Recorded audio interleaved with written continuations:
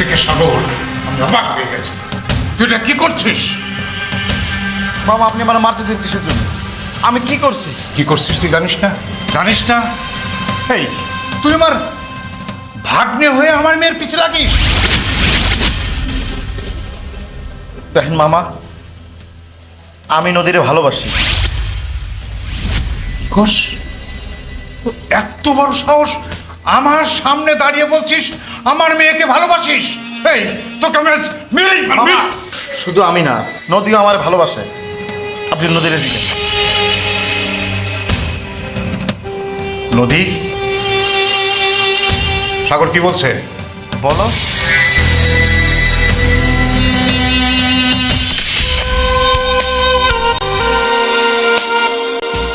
তুই আমার সহজ সরল মেয়েটার তুই পিছিয়ে লেগেছিস? আমরা দুজন দুজনকে ভালোবাসি। তুই আবারও বলছিস নদী তোকে ভালোবাসে, তুই তাকে ভালোবাসিস? এই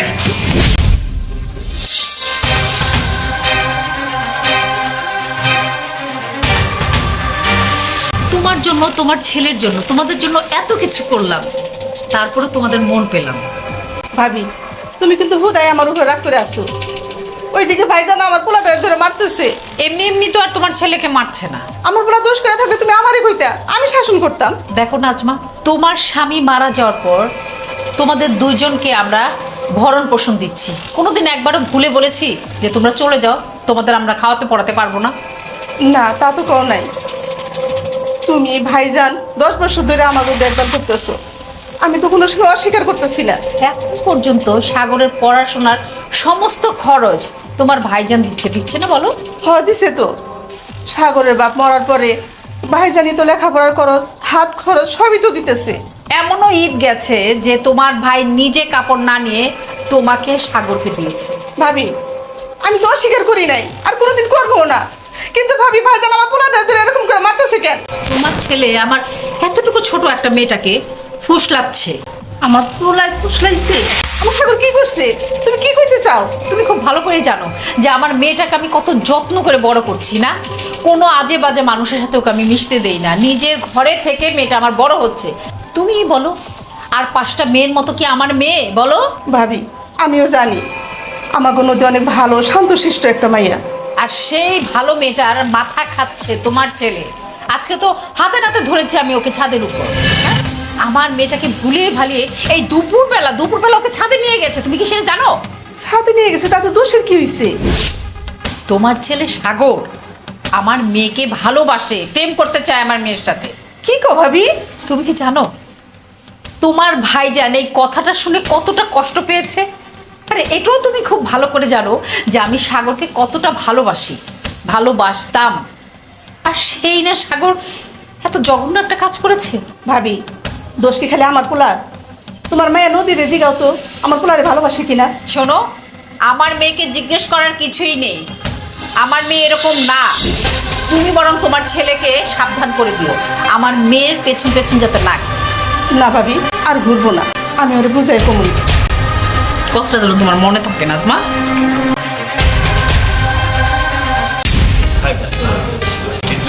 শোনেন ভাই সাহেব, বলছি কি রাস্তা কিন্তু অনেক জ্যাম ছিল। হ্যাঁ, আমরা রওনা দিচ্ছি অনেক আগে।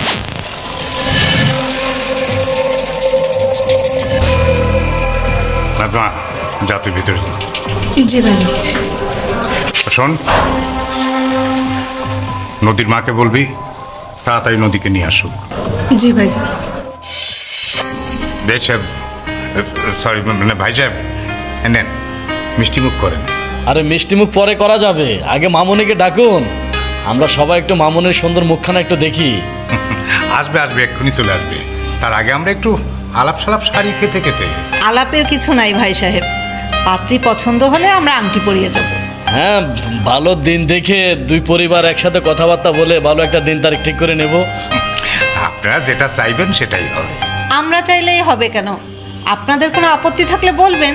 না না, আমাদের কোনো আপত্তি নেই। ওই যে ওয়ালাইকুম আসসালাম। মামুনি বসো বসো বসো।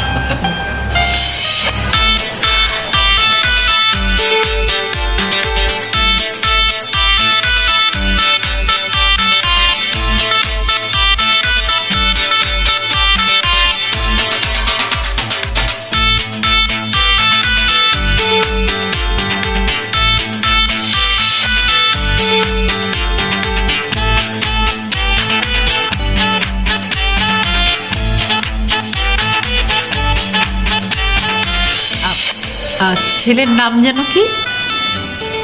হারুন হারুন আহমেদ আমাদের একমাত্র ছেলে। একমাত্র ছেলে, জি। ও হারুন, যাও না বাবা, তোমরা দুজন একটু গল্প করো। কেন আলাদাভাবে কথা বলতে হবে কেন? না ভাই সাহেব, ওই আজকালকার দিনে ছেলে মেয়েদের একটু নিজেরা নিজেদের জানার দরকার আছে। যাক না, একটু নিজেরাই আলাপ করুক। জানো দি, ওকে আমাদের বারান্দায় নিয়ে যা, তোরা দুজন একটু গল্প কর। যা বাবা, তোদের যা জানার জেনে নে, দুজন দুজনকে জেনে বুঝে নে, তারপর আমাদের পছন্দ অপছন্দের বিষয়। যাও যাও বাবা।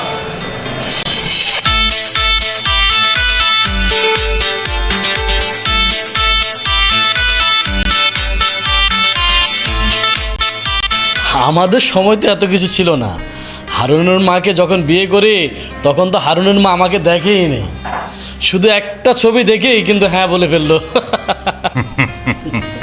আমারও অবশ্য ভাইজান সেই রকমই। আমি তো বিয়ের আগে তারে দেখেইছিলাম না। আমার বড় চাচা, বড় চাচা পছন্দ করেছিল। পছন্দ করার পরে এসে বলল যে মেয়ে খুব সুন্দরী, তাতেই আমি রাজি হয়ে গেছিলাম। আর তার সঙ্গে আমার দেখা প্রথম একদম সরাসরি বাসর ঘরে।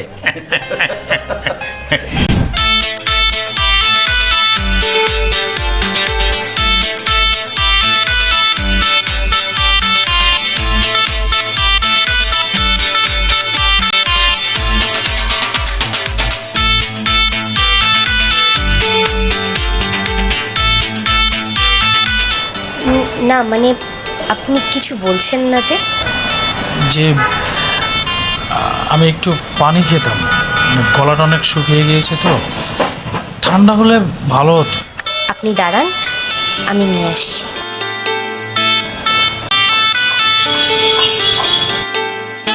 মেয়েটা তো বেশ সুন্দর, খুব কিউট করে কথাও বলে।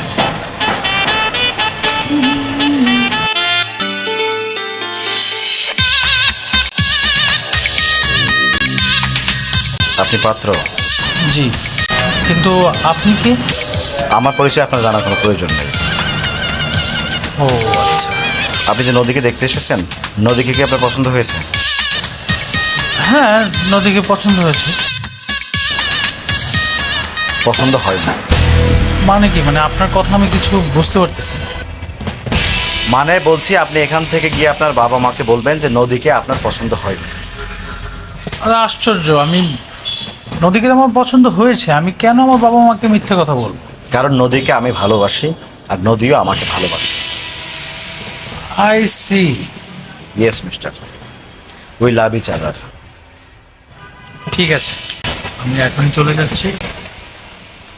আপনাদের জন্য শুভকামনা। Thank you, thank you so much.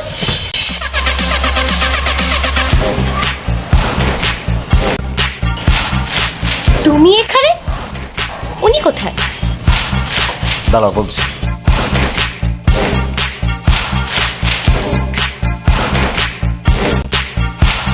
পানি আনার জন্য থ্যাঙ্কস।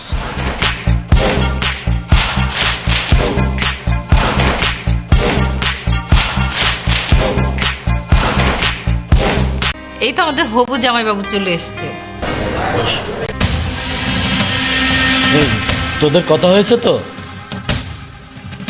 হ্যাঁ হয়েছে। বাবাজি বসো। না ঠিক আছে। কি ব্যাপার বাবা, তোমার মুখটা শুকনা দেখা যাচ্ছে। আমার মেয়েকে কি তোমার পছন্দ হয়নি? মা চলো। কেন বাবা, কোনো সমস্যা? না আঙ্কেল, সব ঠিক আছে। তাহলে চলে যেতে চাচ্ছ যে? কি রে হারুন, কি হয়েছে? মেয়ে তোর পছন্দ হয়নি? বাবা বাসায় গিয়ে বলি। আঙ্কেল আন্টি, আমার জরুরি কাজ আছে, আমাকে যেতে হবে।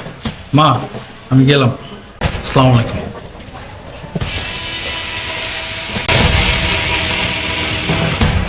আচ্ছা ভাই সাহেব, আমরা বাসায় গিয়ে কল করে আপনাদেরকে জানিয়ে দিব। কি হয়ে গেল কিছুই তো বুঝলাম না। এই চলো ভাই সাহেব, আপনারা কিছু মনে করবেন না, হয়েছে কি, আমি বাসায় যেয়ে ছেলের সাথে কথাবার্তা বলে তারপর আপনাদেরকে আমি ফোনে সব কিছু জানিয়ে দেবো। হ্যাঁ, ঠিক আছে জানাবেন, কিন্তু আমি খাওয়া দাওয়ার আয়োজন করলাম, আপনার কিছু মুখে দিলেন না। খাওয়া দাওয়া আর আত্মীয়তা হোক, আত্মীয়তা হলে অনেক খাওয়া যাবে, অনেক সময় পাবো তখন। এই চলো, ওঠো তো, ওঠো। আসি, আসসালামু আলাইকুম।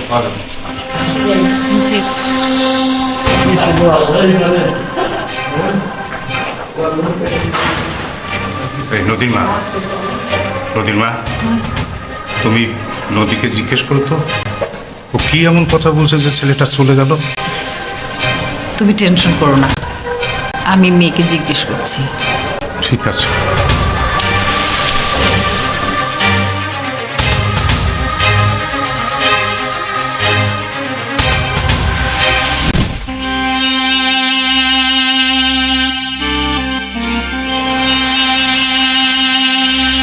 এই, এই, এই, তোর এত বড় সাহস, তুই আমারই খায় আমারই পড়া আমার সর্বনাশ করস না।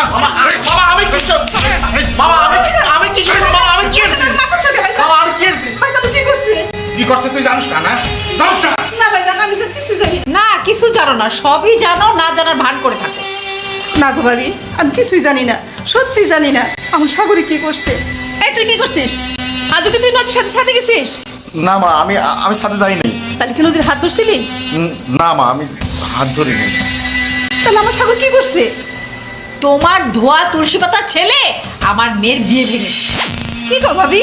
হ্যাঁ, তোর ভাবি ঠিক কথাই কইতাছে।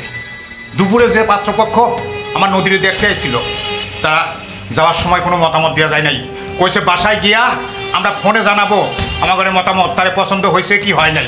মায়া তাকে পছন্দ হয় না ভাইজান। কি বললা? আমার মেয়েকে ওরা পছন্দ করবে না? আমার মেয়ে কি অপছন্দ? হ্যাঁ, তুমি খুব ভালো করে জানো আমার মেয়ে দেখতে শুনতে সব দিক থেকে রূপবতী গুণবতী, কেন আমার মেয়েকে পছন্দ করবে না? না ভাবি, আমি অমন করে কই নাই, আমি জানতে চাইলাম তারা কি কইল। মেয়ে তাদের পছন্দ হয়েছে, আলহামদুলিল্লাহ। কিন্তু কিন্তু কি ভাইজান? তারা বিয়া করবো না। এটা কেমন কথা? মায়া পছন্দ হলে বিয়ে করবো না কেন? তোমার এই পোলা বিয়া ভাঙানি দিছে। কি গো ভাইজান, আমার সাগর কেন বিয়ে ভাঙবো? পাত্রপক্ষ তো ফোন করে সে কথাই জানালো। কি রে সাগর, ভাবি ভাইজান কি কইতেছে? চুপ করে আছিস কেন? কিছু কইস না কেন? এই কথা কইস না কেন? ও কিছু কইব না, আমি কইতাছি, তুমি শুনে রাখো।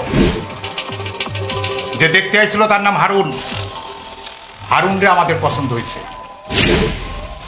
তারাও আমাদের মেয়েরে পছন্দ করছে, কিন্তু তারা এখন কইতাছে বিয়া করব না। তারা আবার কেমনে আমার বাড়িতে আসবো, আমার মেয়েরে আংটি পরাইবো, সেইটা আমি জানি না। তা করে আমার বাড়িতে আবার আনার দায়িত্ব তোমার ছেলে। তারা কবে আসবে, কিভাবে আসবে, সেটাও আমি জানি না।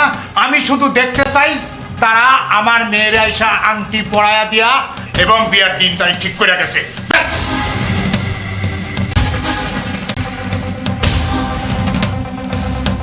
শুনতে খারাপ শোনা গেল নাজমা,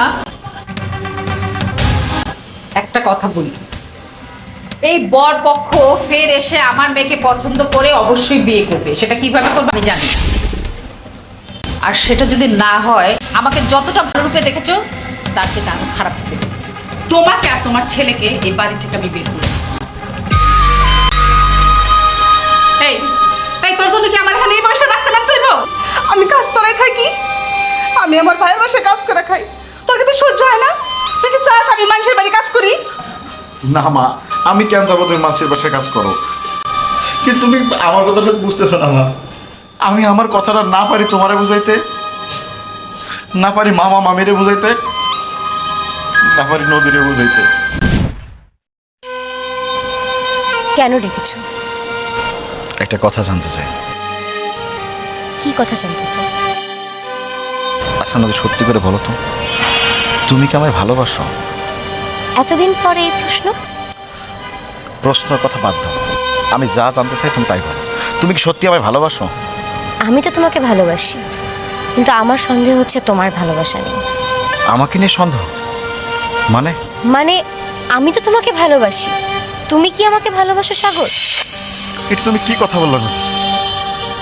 এতদিন দেখলে, আর আমি তোমার জন্য মায়ের খেলাম, আর এত কিছুর পরে তুমি আজকে আমাকে বলছো আমি ভালোবাসি কিনা?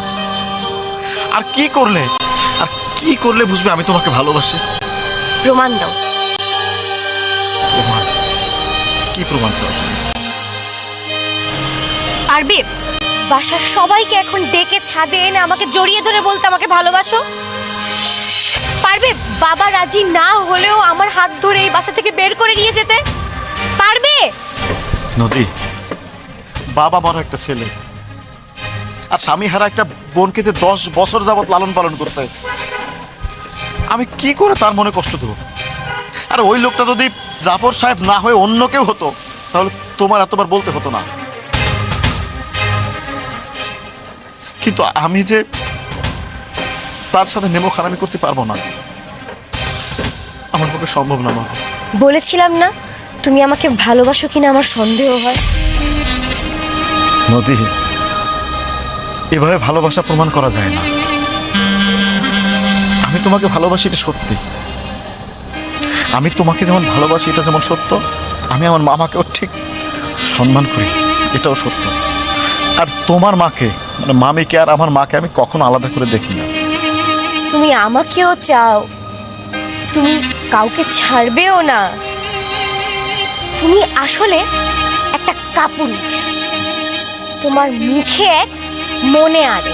তোমার মতো কাপুরুষকে বিয়ে করার বিন্দু পরিমাণ ইচ্ছা আমার নেই।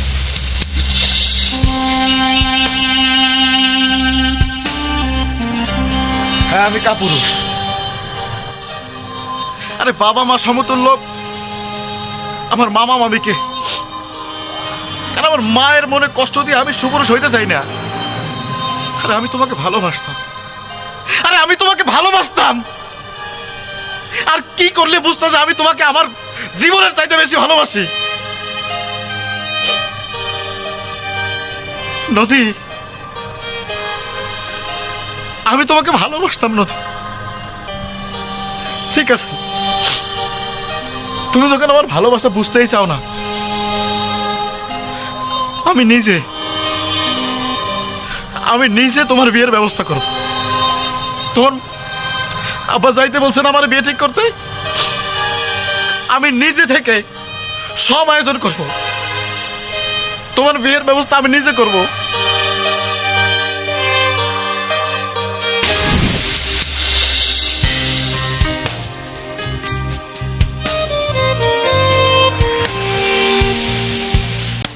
আপনি চাইলেই কিন্তু নিচে আমার ড্রয়িং রুমে বসে কথা বলতে পারেন। না ভাই, এখানে ঠিক আছে। তো বিয়ে কবে করছেন? ঠিক বুঝলাম না। দাওয়াত দিতে এসছেন না? কিসের দাওয়াত? মানে আপনার বিয়ে, আপনার নদীর বিয়ের কথা ছিল না? আমরা বিয়ে করছি না। কেন? এমনি। এমনি মানে কি? আপনি না নদীকে ভালোবাসেন, নদী আপনাকে ভালোবাসে, তো বিয়ে কেন করবেন? আমরা কেউ কাউকে ভালোবাসি না। তাহলে সেদিন যে বলেছিলেন? মিথ্যে বলেছিলাম। এই মিথ্যেটা কেন বলেছিলেন? মজা করেছিলাম, কারণ নদী হচ্ছে আমার কাজিন। আমার কাজিনের সাথে আপনার বিয়ে হবে, তো সেই হিসাবে আপনি হচ্ছেন আমার দুলাভাই। দুলাভাইয়ের সাথে মজা করতে পারি না, তাই মজাই করেছিলাম। সত্যি কি মজা করেছিলেন? হ্যাঁ, মজা করেছিলাম, কিন্তু আমি না ভাই আসলে বুঝি না যে আপনি এত সিরিয়াসলি নেবেন বিষয়টা। আপনি যেভাবে সিরিয়াস মুডে বলেছেন, সিরিয়াসলি না নিয়ে তো উপায় নেই। এখন তো বুঝতে পারছেন তাই মজা করেছিলাম। বুঝতে পেরেছি। আর কিছু বলবেন? তাহলে আপনারা কবে যাচ্ছেন আংটি পরাতে? আমরা যাচ্ছি না। কেন? কারণ আমরা একটা সিরিয়াস পরিবার, আমাদের এক জবান। একবার মুখ দিয়ে না বলেছি মানে না। বিয়ের মতো একটা সিরিয়াস ব্যাপার নিয়ে আপনাদের মতো ফাজলামি আমরা করতে পারি না। আমরা অন্য মেয়ে দেখছি। কিন্তু আপনারা তো নদীকে পছন্দ করেছেন, নদীকে পছন্দ হয়নি আপনাদের? নদীকে আমার পছন্দ হয়েছে, কিন্তু ওর পরিবার আমার পছন্দ হয় না। কিন্তু আমার মামা জাফর চৌধুরী তো সম্ভ্রান্ত পরিবার। কিন্তু ওই পরিবারে কিছু অনাকাঙ্ক্ষিত সদস্যদের আমার পছন্দ হয় না। বুঝেছি, আপনি আমার কথা বলছেন। হারুন ভাই, আপনি আমার ভুলের জন্য আমি ক্ষমা চাচ্ছি, ক্ষমা করে দেন। আপনি আমার ভুলের জন্য নদী আর মামার এত বড় শাস্তি দিবেন না। আপনার তো মেয়ে পছন্দ হয়েছে, নদীকে তো আপনার পছন্দ হয়েছে। বিয়েতে আমি রাজি হতে পারি, কিন্তু এক শর্তে। হারুন ভাই, আপনি যা শর্ত দেবেন আমি তাই মেনে নিব। বিয়ের দিন আপনার বাসায় থাকতে পারবেন? আমি রাজি। আমি বিয়ের দিন ওই বাড়ি থাকবো না, আমি কথা দিচ্ছি আমি থাকবো না। শুধু বিয়ের দিনই না, আমি ওই বাড়িতে যখনই যাব তখনই যেন আপনার চেহারাটা আমি না দেখি। দেখবেন না, ওই বাড়িতে আপনি আর আমার চেহারা দেখবেন না। আপনি বিয়ের পরে যেদিন যাবেন আপনি আমাকে ওই বাড়ি পাবেন না, আমি কথা দিচ্ছি আপনাকে। ঠিক আছে, আপনার পা ছাড়ুন, উঠুন উঠুন, আপনি বাসা চলে যান। আমি আমার আব্বাকে দিয়ে কল করে সব বলে দিচ্ছি। যান। ঠিক আছে হারুন ভাই, অনেক ধন্যবাদ। আসেন, আসসালামু আলাইকুম। ওয়ালাইকুম আসসালাম। বুবু দেখছিস, পাপ দেখোস না। দেখ আমি অবস্থাটা কি করি।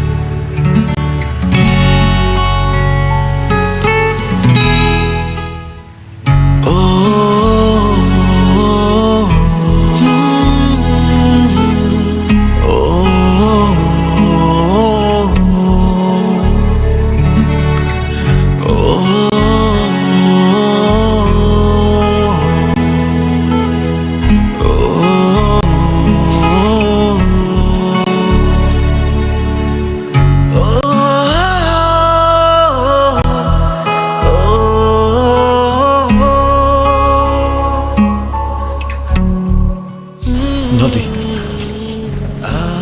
আমি তোমাকে ভালোবাসি,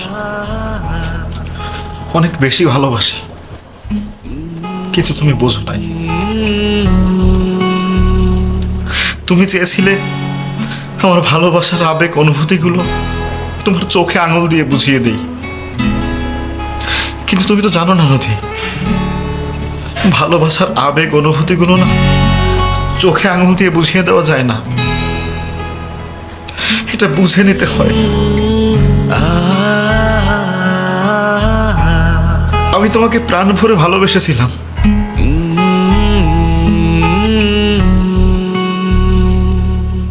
কিন্তু আমার সেই ভালোবাসা আজ তোমার কাছে মূল্যহীন। তুমি আজ চিরদিনের জন্য অন্যের ঘরে চলে যাচ্ছ, আমাকে হয়তো বা ভুলে যাবা। একটা কথা কি জানো নদী, আমি এক সেকেন্ডের জন্য না তোমাকে ভুলতে পারবো না।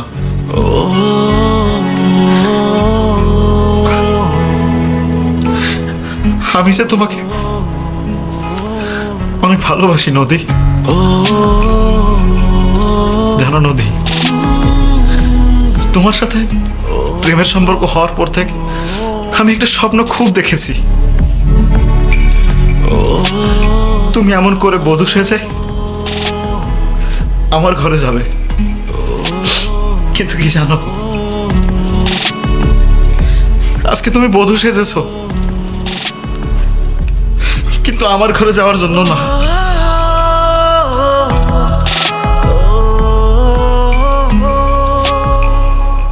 অন্যের ঘরে চলে যাচ্ছ চিরদিনের জন্য। একজন ভালোবাসার মানুষের কাছে তার ভালোবাসার মানুষ হারানোর কষ্ট যে কত বড় বেদনাদায়ক, এটা আমার মতো যে সত্যিকারের ভালোবাসে সেই শুধু জানে।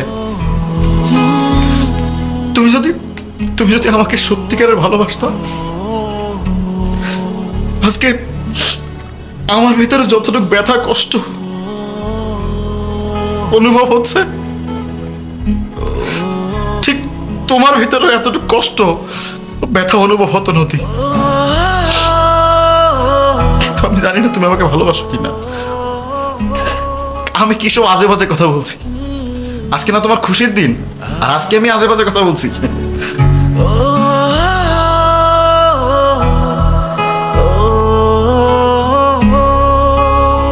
নদী, আমার সাথে না এমন না হলেও পারতো। আজকে তোমার সাথে না আমার বিয়েটা হতে পারতো। তুমি আর আমি পারতাম না কি একসাথে থাকতে?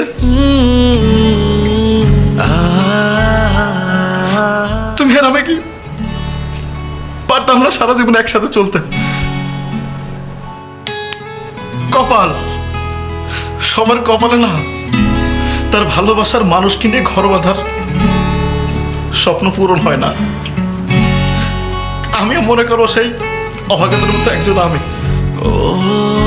যারা তাদের ভালোবাসার মানুষকে এমন করে অন্যের ঘরে চলে যেতে দেখেছে। ভালো থেকো নদী, অনেক দোয়া করি তোমার সংসারের জন্য। ভালো থেকো।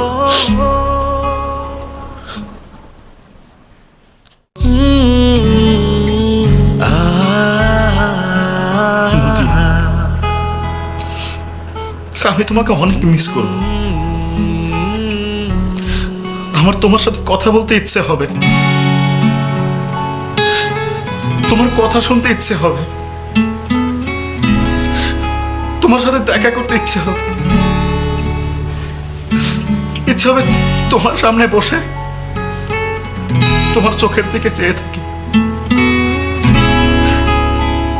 আর কি ইচ্ছা হবে জানো? তোমাকে বুকের ভিতরে জড়িয়ে ধরে তোমার কানের কাছে ফিসফিসিয়ে বলি, নদী অনেক ভালোবাসি নদী। কিন্তু আজকের পর থেকে আর তা বলা হবে না। শেষবার মতো বলে যায় নদী, আমি তোমাকে অনেক ভালোবাসি।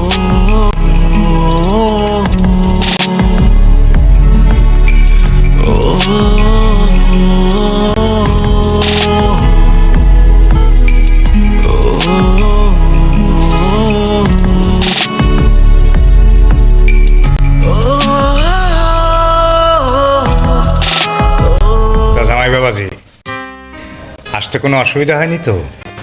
না বাবা, কোনো অসুবিধা হয়নি। তোমার আব্বা আম্মা ভালো আছে?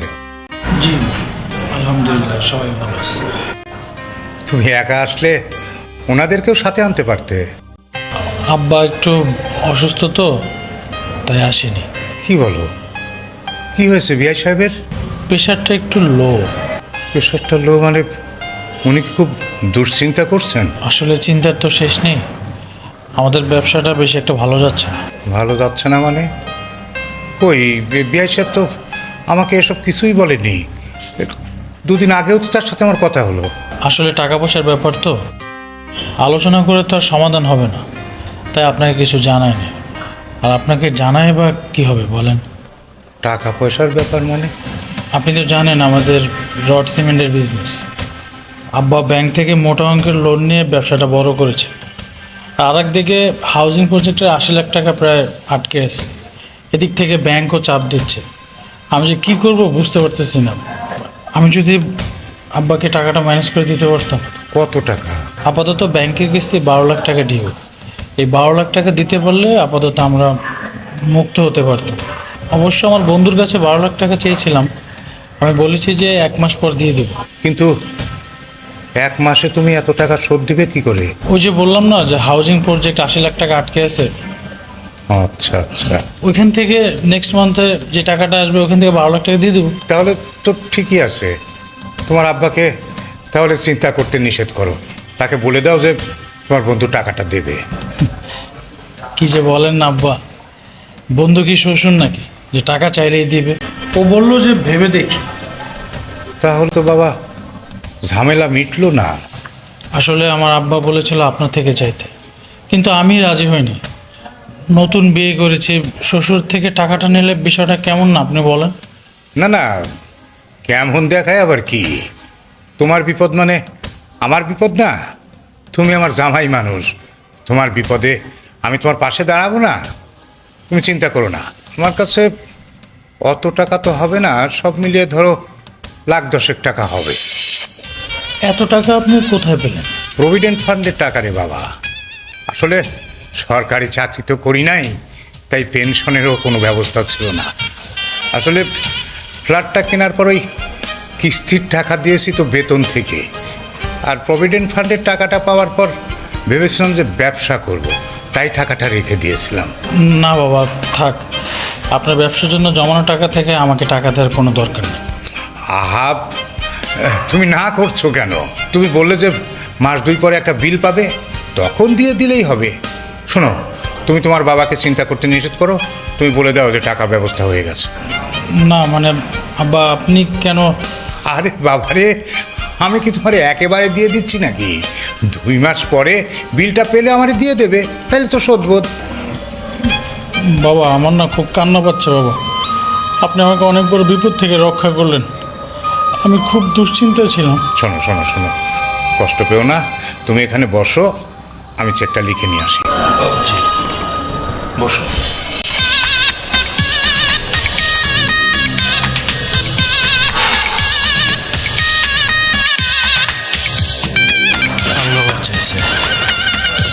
বেশি খারাপ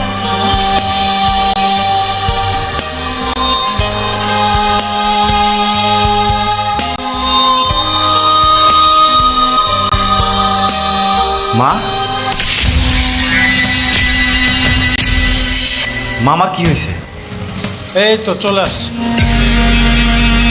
হারুন ভাই, আপনি আছেন আমি জানতাম না, আমি তো মনে করছি আপনি চলে গেছেন। বিশ্বাস করেন হারুন ভাই, আপনি আছেন জানলে আমি ভুলেও আসতাম না। ঠিকই তো, কেন আসবি? যা সর্বনাশ করার তা তো করেই ফেলেছি। সর্বনাশ? আমি কি করছি? বাজার, তুই অতগুলো টাকা নিয়ে কি করেছিস? টাকা? কিসের টাকা? কি বলছো এইসব মা? দেখছেন আব্বা, দেখছেন পুরাই নাটক করতেছে। নাটক? কিসের নাটক? আমি তো কিছুই বুঝতে পারতেছি না। এমন ভাব করছিস যে তুই কিছুই জানিস। তুমি আমাদের এত বড় সর্বনাশ করতে পারলে? বাবা তো আরেকটু হলে হার্ট অ্যাটাক করতো। ও বাবা, তুই টাকাগুলো দিয়ে দে, ওগুলো সব তোর মামার টাকা। ওই জামাই বাবা যে ব্যাংক থেকে আনতে গেছিল। মা, কিসের টাকা? কোন টাকার কথা বলছো? আমি তো কিছুই বুঝতে পারতেছি না। এই নাটক বন্ধ কর। এই, তুই তোর বন্ধু বান্ধব নিয়ে হারুনের কাছ থেকে ছিনতাই করিসনি 10 লাখ টাকা? মামি, এগুলো কি কইতেছেন আপনি? আমি টাকা চিন্তা করছি আমার বন্ধুদের নিয়ে। মা, কি কয় মামি এগুলা? আপনি যে চেকটা দিচ্ছেন এটা আমি ক্যাশ করে ব্যাংক থেকে বেরোতেছিলাম, বাসা আসার জন্য একটা সিএনজি খুঁজতেছিলাম, ঠিক তখনই এই সাগর আর ওর 3টা বন্ধু 2টা বাইক নিয়ে এসে আমার উপরে হামলা করে। একজন আমার গলার মধ্যে ছুরি ধরে, আর ও আমার হাতের থেকে টাকার ব্যাগটা ছিনায় নিয়ে আরেকজনের বাইকে করে চলে যায়। আর মিথ্যে কথা বলছেন কেন হারুন ভাই?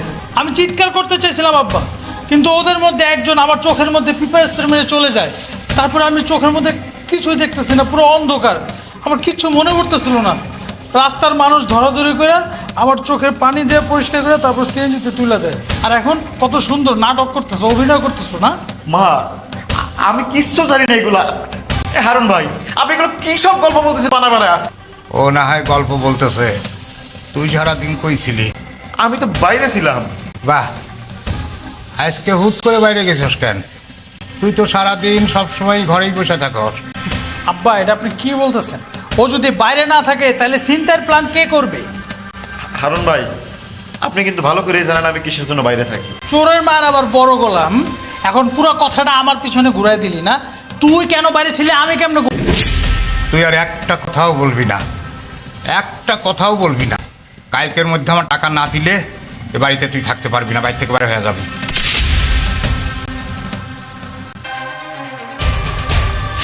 ভাইজান, হ্যাঁ, আর তোরেও কইতাছি, তোর মুখ আমার দেখতে ইচ্ছা করতেছে না।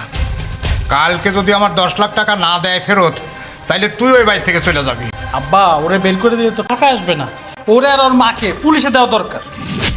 খবরদার হারুন ভাই, আপনি আমার এনে যা খুশি তাই বলেন, কিন্তু আমার মারে নিয়ে একটা বাজে কথা বলবেন না। কাল সকালের মধ্যে যদি 10 লাখ টাকা ফেরত না দিস, তাহলে আমি ভুলে যাবো তুই আমার ভাগিনা আর নাজমা আমার বোন।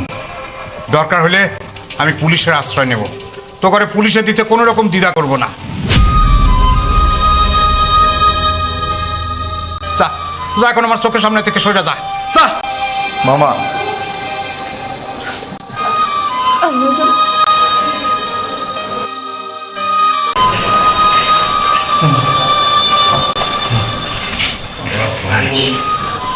একটু থামো, একটু থামো।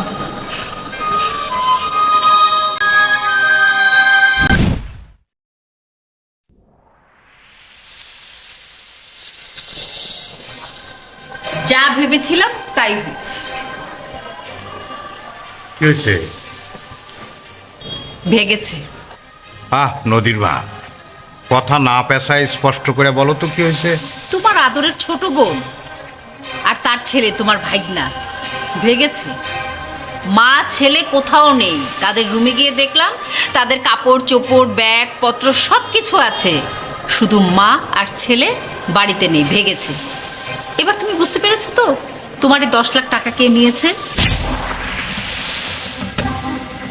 তাইলে কি একদিন আমি দুধ কলা দিয়ে কাল সাপ পুষছি? তুমি এবার শুয়ে শুয়ে ভাবো কি পুষেছো।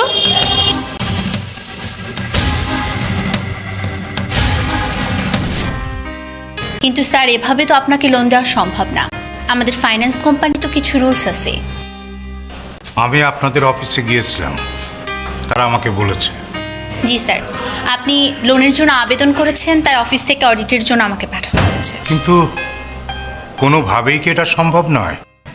আসলে স্যার আপনি লোন চেয়েছেন 20 লক্ষ টাকা, শুধুমাত্র আপনার ব্যাংক স্টেটমেন্টের উপর ভিত্তি করে তো আমরা আপনাকে লোন দিতে পারি না। মর্গেজ দেওয়ার মতন কি কিছু আছে? না, এই অ্যাপার্টমেন্টটা ছাড়া তো আমার আর কোনো প্রপার্টি নাই। স্যার কিছু মনে করবেন না, আপনার কি কোনো ল্যান্ড প্রপার্টি আছে? দেখেন, এই অ্যাপার্টমেন্টটা কেনবার সময় ডাউন পেমেন্ট দিতে আমাকে একটা বড় অঙ্কের অ্যামাউন্ট দিতে হয়েছিল। সেই সময় ল্যান্ড প্রপার্টি যেটুকু ছিল আমি সেল দিয়ে এই অ্যাপার্টমেন্টটার অ্যাডভান্স বুকিং দিয়েছিলাম। তো তারপরে চাকরির থেকে আস্তে আস্তে মানে কিস্তি দিয়ে দিয়ে আমি সব কিস্তি শেষ করেছিলাম। আর বিশ্বাস করুন, আমার কিন্তু একটা কিস্তিও মানে মিস করিনি আমি। তাহলে এই ফ্ল্যাটটা কার? এটা কি আপনার নিজের নামে স্যার? জি, আমার নিজের নামেই। তাহলে স্যার আপনি ফ্ল্যাটটি মর্গেজ দিতে পারেন, আর যদি আপনি ফ্ল্যাটটি মর্গেজ দেন তাহলে আমাদের কোম্পানি আপনাকে 20 লক্ষ টাকারও বেশি লোন দিতে পারবে। কিন্তু এই ফ্ল্যাটটাই আমার একমাত্র সম্বল, সেটা যদি আমি মর্টগেজ দিই তাহলে। স্যার আপনি যদি আমাদের চুক্তি অনুসারে 5 বছরের মধ্যে প্রতিটা লোনের কিস্তি শোধ করতে পারেন তাহলে তো আমি কোনো প্রবলেম দেখছি না। আর আপনি তো মাত্রই বললেন আপনার একটি কিস্তিও মিস চায় না। আসলে তখন তো আমি জব করতাম, প্রতি মাসে বেতন পেতাম, তাই কিস্তিটা দিতে পেরেছিলাম। এখন তো আমার চাকরি নেই, এখন আমি ব্যবসা করার জন্য আমি লোনটা চাচ্ছিলাম। স্যার আপনার প্রতি আমার সম্পূর্ণ বিশ্বাস এবং ভরসা আছে। তাই যেন হয়।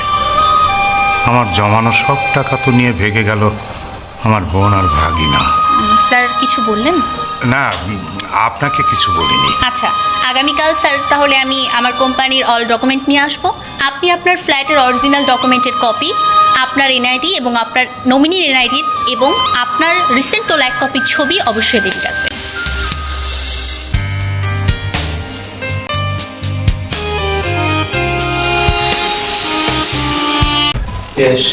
আসসালামু আলাইকুম। আরে তুমি সেই রিক্সাওয়ালা না? ওই যে আমি ব্যাংক থেকে বেরিয়ে বনানীর দিকে যাচ্ছিলাম। জি স্যার। আমি তোমার রিক্সায়, হ্যাঁ তোমার রিক্সায় আমি আমার একটা ব্যাগ ফেলে গেছিলাম। জি স্যার, এই যে ব্যাগটা স্যার।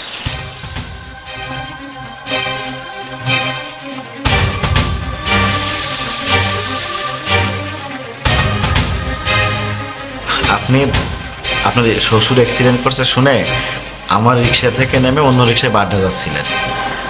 আমিও বুঝতে পারছিলাম যে আপনি তাড়াহুড়ো করে ব্যাগটা আমার রিক্সায় রেখে গেছেন। আপনি তো দেখুন তো স্যার ব্যাগে সব কিছু ঠিক আছে কিনা। তুমি জানো যে ব্যাগে কি ছিল? জি স্যার জানি, মোটা অঙ্কের টাকা, আমি কাউন্ট করি না। মোটা অঙ্কের টাকা আছে জেনেও তুমি ব্যাগটা আমার অফিসে নিয়ে আসলে? জি স্যার, এগুলো তো আপনারই টাকা। আমি টেনশানে পড়ে গেছিলাম টাকাটা কার কীভাবে ফেরত দেবো। ওই ব্যাগের ভিতরে একটা ভিজিটিং কার্ড পাইছে, অফিসের ঠিকানা, নিচে এসে জিজ্ঞেস করলাম, আপনাকে দেখাই দিলাম। অন্য কেউ হলে কিন্তু টাকাটা মেরে দিত। স্যার অন্য কে কী করতো সেটা তো আমি জানি না। আমার অন্যের টাকার প্রতি কোনো লোভ নেই।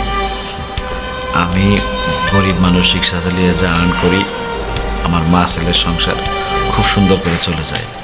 আপনি ব্যাগটা বুঝে নেন স্যার, আপনার ব্যাগের চক্করে আজকে আমার সারাদিন রিক্সা চালানো হয়নি, আমার খুব লস হয়ে যাবে। তোমার কথা শুনে কিন্তু তোমাকে বেশ শিক্ষিত মনে হচ্ছে। জি sir, honours pass, honours pass. কোন সাবজেক্ট? মার্কেটিং। মার্কেটিং। তাহলে রিক্সা চালাও কেন? স্যার, এই শহরে আমার মতো হাজারো শিক্ষিত বেকার সাগর হাতে ফাইল নিয়ে বিভিন্ন অফিসের দরজায় দরজায় ঘুরছে চাকরির জন্য, জুতার তলা ক্ষয় করছে। আমিও তাদের মতো ঘুরতে পারতাম বিভিন্ন অফিসে অফিসে, কিন্তু স্যার আমার সে সময়টা নেই। মাকে নিয়ে খালি পকেটে বাসা ছেড়েছি। চাকরির ইন্টারভিউর জন্য যে টাকাটা প্রয়োজন সেই টাকাটা পর্যন্ত আমার নেই। আমার মোবাইলটা গ্যারেজে জমা দিয়ে ওইখান থেকে রিক্সাটা নিয়ে চালাচ্ছি। শক্ত সামর্থ্য ছেলে আমি, রিক্সা চালানো তো কোনো দোষের না, হালাল পথে রোজগার করি। জব করবে? জব তো অবশ্যই করবো স্যার। জব করার জন্য তো রিক্সা চালাচ্ছি, এখান থেকে টাকা জোগাড় করে ইন্টারভিউর ব্যবস্থা করব। যদি এই অফিসে, ইনফ্যাক্ট এই মুহূর্তে আমি তোমাকে নিয়োগ দিই। কি বলছেন স্যার, মজা করছেন না তো? আমি মজা করছি না, আমি সিরিয়াস। আমি এই অফিসের জিএম, আর আমাদের মার্কেটিং ম্যানেজারের পোস্ট কিন্তু এখনো ফাঁকা আছে। তুমি চাইলে মার্কেটিং ম্যানেজার হিসেবে জয়েন করতে পারো। আমরা তোমার মতোই একজন সৎ মানুষকে খুঁজছিলাম। সত্যি বলতে, যে ছেলে 11,35,000 টাকা ভর্তি ব্যাগ পেয়েও ফেরত দিতে পারে, তার কাছে নিশ্চিন্তে একটা অফিসের দায়িত্ব দেওয়া যায়। আমি গরিব বলে আমার সাথে মজা নিচ্ছেন স্যার? এটা প্রাণ ভিডিও করছেন তাই না? আমি দেখি কই ক্যামেরা লুকায় রাখছেন কোথায় স্যার? আরে আরে না না না, কি বলে না বলে, আমি সিরিয়াস সিরিয়াস। তুমি এক কাজ করো, তুমি এই টাকাটা রাখো। স্যার টাকা কিসের জন্য? এই তো বাসায় যাওয়ার সময় মায়ের জন্য মিষ্টি কিনে নিয়ে যাবে, আর কিছু জামা কাপড় কিনে নিও। কালকে থেকে তোমার জয়েনিং তো, আমি অ্যাডমিনে বলে রাখবো, তোমার অ্যাপয়েন্টমেন্ট লেটার রেডি থাকবে। স্যার সত্যি আমাকে চাকরি দিবেন? টাকাটা রাখো, মায়ের জন্য মিষ্টি কিনে নিয়ে যাও, আর মাকে সুখবর দাও। স্যার আপনাকে কি বলে ধন্যবাদ দেব সেই ভাষা আমার নাই স্যার। ঠিক আছে,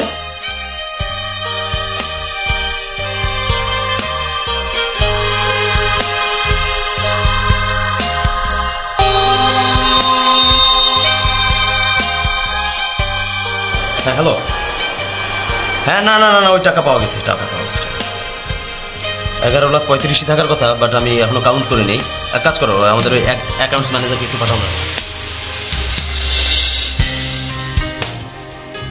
জাফর সাহেব, আজকে আপনাদের লাস্ট ডেট ছিল। কিন্তু আমার ব্যবসার অবস্থা তো এখন ভালো না। সেটা তো আমাদেরই দেখার বিষয় নয়।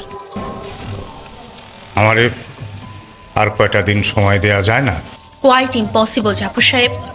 আপনাকে যথেষ্ট সময় দিয়েছে আমাদের কোম্পানি। আপনাকে নির্ধারিত সময়ের চেয়ে 6 মাস সময় বেশি দেওয়া হয়েছে, তারপরেও আপনি আমাদের ডিড অনুযায়ী কোনো টাকাই পরিশোধ করতে পারেননি। কিন্তু আমি তো চেষ্টা করছি। সরি জাফর সাহেব, আমাদের আর কিছুই করার নেই। কিচ্ছু করার নেই মানে আপনি কি বলতে চাচ্ছেন? বলতে চাচ্ছি এটাই যে আমাদের কোম্পানির রুলস অনুসারে এবং আপনার সাথে আমাদের ডিড অনুসারে আমরা লিগ্যাল অ্যাকশনে যেতে বাধ্য হব। হ্যাঁ, তাহলে কি আমি এই বয়সে জেলে যাব? আমি তো সে কথা বলিনি। আপনি চাইলে অন্য ব্যবস্থাও আছে। কি ব্যবস্থা বলেন না, একটু তাড়াতাড়ি বলেন। লোন নেওয়ার সময় ডিড অনুযায়ী এই ফ্ল্যাটটি আপনি আমাদের কাছে মর্গেজ রেখেছিলেন। এখন আমরা যদি এই ফ্ল্যাটটি বাজেয়াপ্ত করে নিই, তাহলে কিন্তু আপনাকে জেল খাটতে হচ্ছে না। জি, এই ফ্ল্যাট বাজেয়াপ্ত করলে এই বয়সে আমি কোথায় যাব? আমার মাথা গোজার ঠাইটাও তো থাকবে না। হে আল্লাহ, আমি কি অন্যায় করেছিলাম আমাকে আজকে এই অবস্থায় পড়তে হচ্ছে? আমার আমার কি কেউ নেই? কে বলেছে আপনার কেউ নাই? আমি তো আছি। আপনি মানে তুই কে? চিনতে পারছেন না আমাকে? তুই সাগর না? জি মামা, আমি সাগর। আজ কেন আইছস? কেন আমার বাড়িতে আইছস? হ্যাঁ, আমার সর্বশান্ত কইরা আমার নিঃস্ব কইরা দিয়া তোর স্বাদ মেটে নাই না? এখন আমার এই অসহায় অবস্থা দেখতে আইছস না? যে মামা কেমন অসহায় অবস্থায় দিন কাটাইতেছে, আর আমার এই অবস্থা হওয়ার পিছনে তো তুই দায়ী। তুই যদি সেই দিন আমার ওই 10 লাখ টাকা নিয়ে চলে না যাচ্ছি, তাহলে এই যে দেখ দেখ দেখ, ফিনান্স থেকে ম্যাডাম আইছে আমার এই বাজুটা বাজেয়াপ্ত করার জন্যে। আমি যে লোন নিয়েছিলাম এই বাড়ি মর্গেজ রেখা, আমি লোন শোধ করতে পারি নাই দেখে আমার বাড়ি এখন বাজেয়াপ্ত করবো। বাজেয়াপ্ত করলে আমি কই যাবো, কই থাকবো? আমার মাথা গোজার জায়গাটা পর্যন্ত আজকে নাই হয়ে যাইতেছে। এর জন্য দায়ী কে? তুই তুই দায়ী। মামা আপনি থামুন, আমি জাফর সাহেবের ভাগ্নে। আপনাদের ফাইন্যান্স কোম্পানি জাফর সাহেবের কাছে কত টাকা পান? আসলে জাফর সাহেব আমাদের লোনের 60% শোধ করতে পেরেছে আচ্ছা, এবং বাকি 40% ইন্টারেস্ট সহ 8,72,000 টাকা এখনো বাকি। 8,72,000 তো। মামা বসেন, ম্যাডাম আপনিও বসেন। মামা বসেন না, ব্যবস্থা করছি, বসেন মামা বসেন।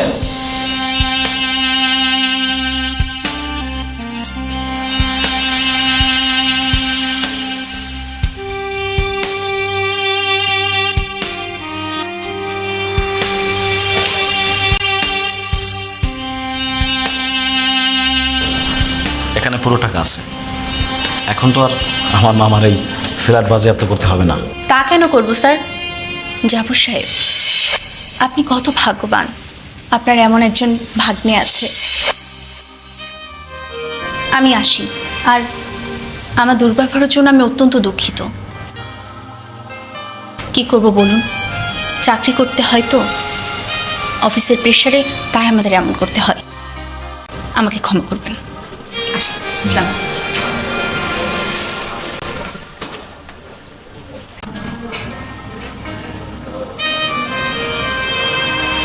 সাগর, জি মামা। এত টাকা তুই কই পালি? তাইলে কি আমার ঘরে সেই টাকাই আমারে ফেরত দিলি? আমার সেই 10 লাখ টাকা নিয়ে একদিন ধরে ব্যবসা কইরা এখন তুই আমারে ফেরত দিলি না? মামা আমি সেই দিনে বলেছিলাম, আজও বলি, ওই টাকা আমি নেইনি। ওই টাকার ব্যাপারে আমি কিছু জানিই না। আপনারা সেদিন আমার কথা বিশ্বাস হয়নি, আজও মনে হয় আমার কথা বিশ্বাস হচ্ছে না। তবে আমি বারবার বলতে থাকবো যতদিন বিশ্বাসটা করবে যে আমি ওই টাকার খবর জানিই না। আপনাদের মেয়ের জামাই হারুন ওই টাকা নেওয়ার কথা বলে আমাকে ফাঁসিয়েছে। চুপ! তুই টাকা দিয়ে উপকার করেছিস বলে কি আমার জামার নামে তুই যা তা বলবি? আচ্ছা ঠিক আছে, তো আপনাদের এই বিপদের সময় আপনার মেয়ের জামাই হারুন কোথায়? তাই তো। নদী, তুই এতদিন পরে আমাদের বাড়িতে কেন? আর তুই আইলি একা কেন? জামাই কই? ও আর কোনোদিন তোমাদের সামনে মুখ দেখাতে পারবে না বাবা। কেন? যে 10 লাখ টাকা ছিনতাইয়ের অভিযোগে নাজমা ফুপু আর সাগরকে বাসা ছেড়ে যেতে হয়েছিল, সেই টাকাটা আসলে সাগর নেয় নাই বাবা। সেই টাকাটা আসলে নিয়েছিল আমার স্বামী হারুন। কি বলিস তুই? হ্যাঁ বাবা, গতকালকে মাতাল অবস্থায় বাড়ি ফিরে সে মাতাল হয়ে আমাকে সব কিছু বলে দিয়েছে। মামা আমি অনেকবার সেদিন বলেছিলাম, কিন্তু আপনারা কেউ আমার কথা বিশ্বাস করেন। আর সেদিন রাতে মা না আমার সাথে পালিয়ে যেতে চায়নি। মা বলেছিল ভাইজানকে ছেড়ে আমি কই যাব। আমি মাকে জোর করে নিয়ে গিয়েছিলাম। আমার মা না আপনাকে ছেড়ে মামা যেতে চাচ্ছিল না। আমি যখন পালিয়ে যাচ্ছিলাম আমার মা আমাকে বারবার বলতেছিল, বাবা আমি ভাইজানরা ছাড়া কোথাও যাব না।